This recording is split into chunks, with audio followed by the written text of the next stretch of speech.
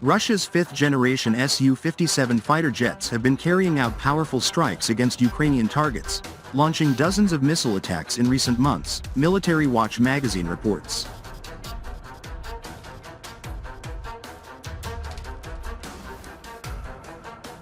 The Russian Air Force's sole regiment of fifth-generation fighter aircraft has reportedly conducted more than 40 strikes against Ukrainian and Allied targets from late February this year, representing a significant intensification of operations.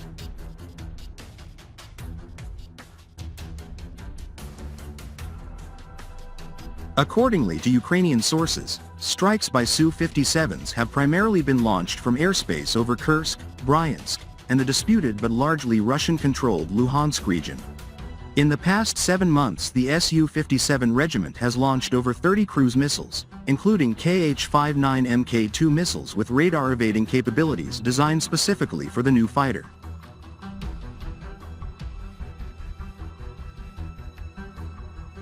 Strikes were reportedly particularly intensive from April 15 to May 15, when more than 6 cruise missile attacks were launched. As the fighter's primary air-to-surface weapon, the Kh-59 Mk2 has a range of close to 300 kilometers and uses a 320 kilograms penetrating warhead, but can also be equipped with a smaller pellet warhead designed to affect targets over a wider area. The Russian fighter has notably placed a lower emphasis on penetrative stealth capabilities, and a greater emphasis on deploying cruise missiles capable of striking deep behind enemy lines from safer distances, with the Kh-59 Mk2 being key to this. Su-57 operations in the Ukrainian theater were first reported in March 2022, with a number of reports having since emerged regarding the roles it has fulfilled.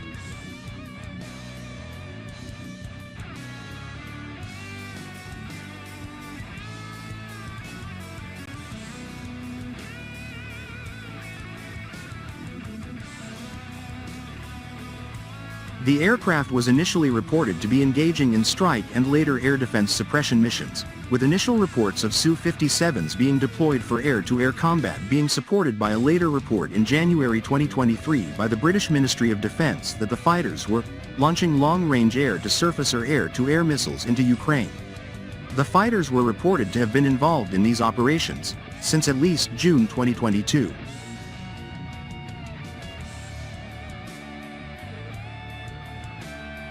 The intensified tempo of recent strikes indicates that the Su-57 is maturing in service, with hostilities in Ukraine providing the Russian Air Force with a unique opportunity to combat test fifth-generation fighters which neither China or the United States, the only other states producing such aircraft, has had.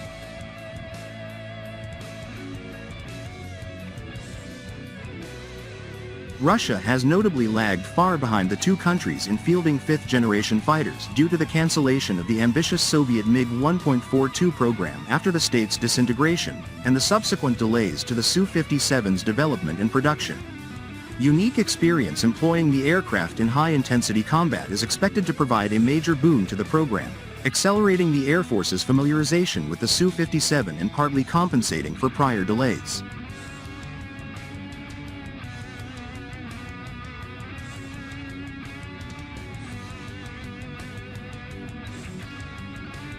Despite its successes, the Su-57 fleet's operations are reported to have suffered a significant setback, after a Ukrainian long-range strike on a Russian airbase in the Astrakhan region was reported on June 9 to have damage to one of the aircraft. The extent of the damage, and whether the aircraft may have been destroyed, remains uncertain.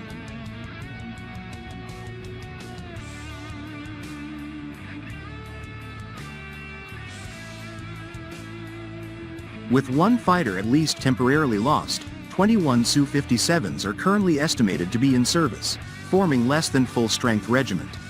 With 12 of the fighters delivered in 2023, up from 6 in 2022, deliveries for 2024 are expected to reach over 20 fighters, and by the end of 2027 the Air Force is expected to field 3 full regiments and to have produced additional units for export.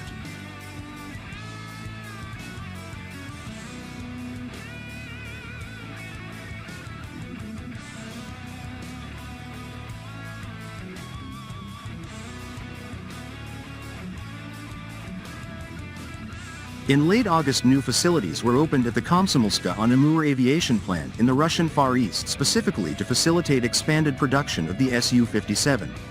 Production of the aircraft makes use of a range of advanced technologies, such as augmented reality headsets allowing workers to see computer-generated perceptual information over their real vision to assist them in manufacturing and assembly.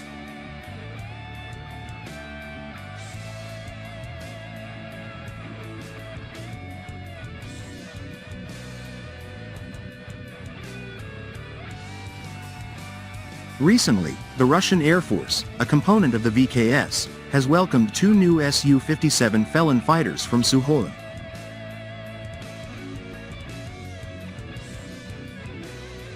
This update comes directly from the United Aircraft Corporation's official Telegram channel, which includes Sukhoi as a subsidiary.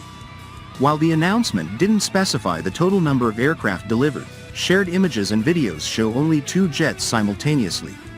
Sukhoi confirmed that these fighters have been accepted by technical staff, successfully passing a comprehensive cycle of factory tests and various operational trials conducted by Russian Ministry of Defense pilots.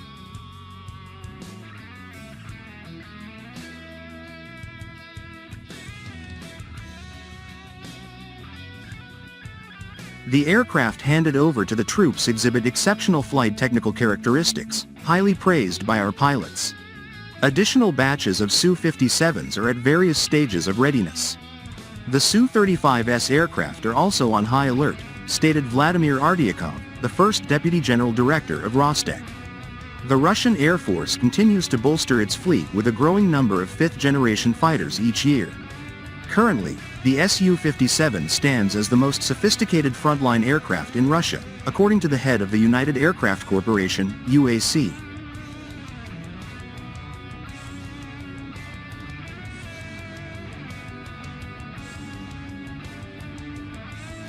This expansion is in response to a Russian state contract to deliver 76 Su-57 fighters to the Russian aerospace forces by 2028.